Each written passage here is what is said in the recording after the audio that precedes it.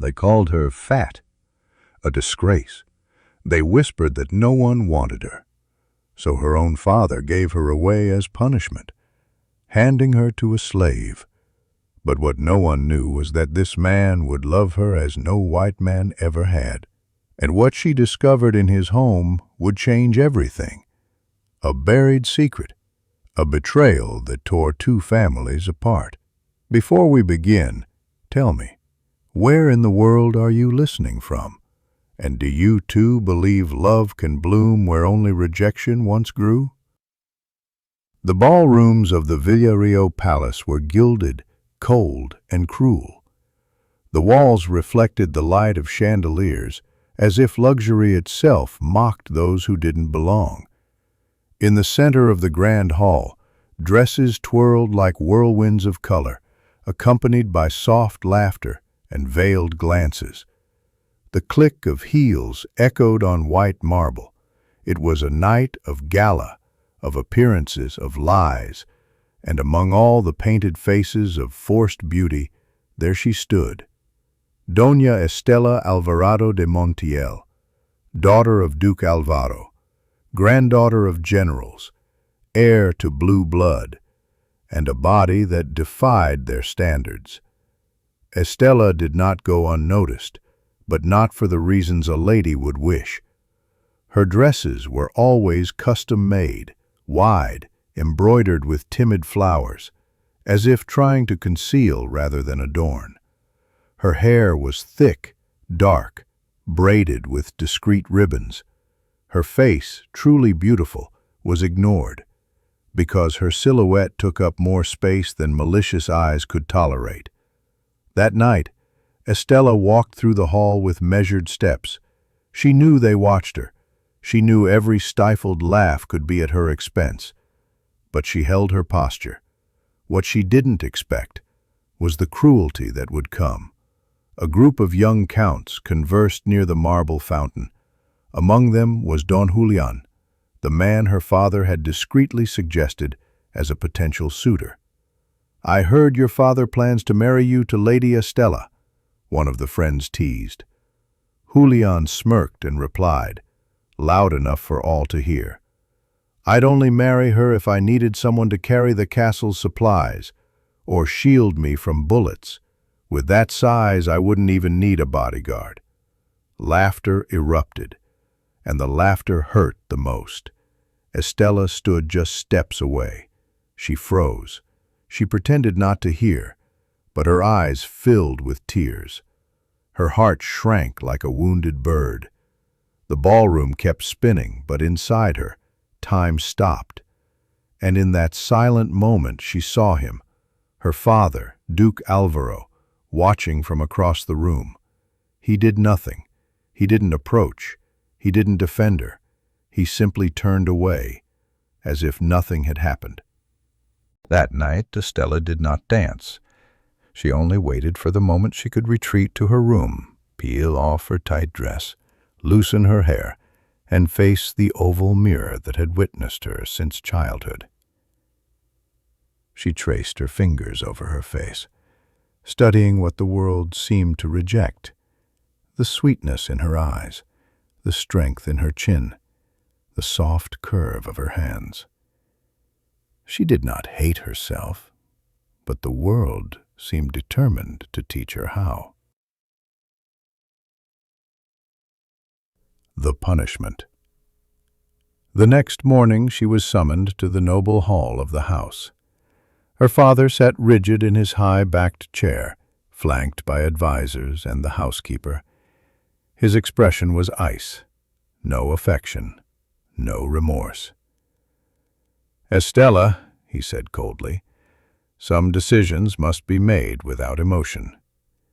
You have brought no honor to our name, but perhaps you can still be useful." She frowned.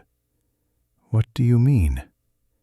"The crown needs to reward a man for his service. A slave." Her blood ran cold. "What does that have to do with me?" Her father finally lifted his gaze. "You will be that reward." The world crumbled. "This is a punishment," she whispered, fighting to stay firm. "It is destiny," he replied, with the coldness of a man who had never truly acknowledged his own daughter. That afternoon, Estella did not cry. She did not scream. She did not beg. She only climbed to her room, took the red ribbon her mother had worn in her hair before she died, and tied it in her own. She knew her life was being sold like a coin, but she would leave with her head held high.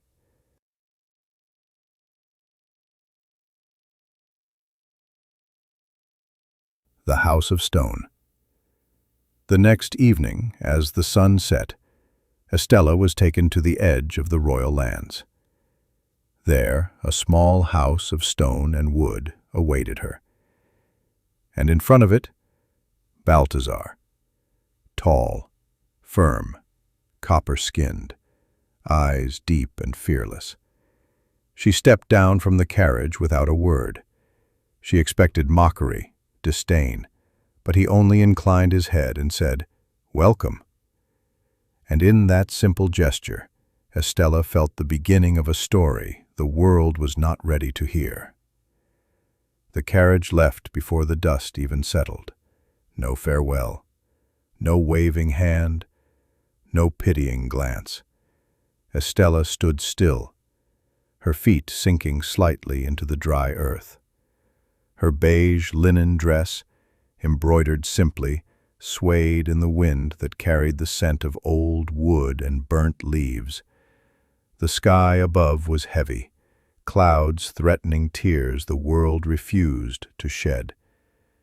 Before her, the little stone house stood, small, solitary, with narrow windows and a wooden door marked by time.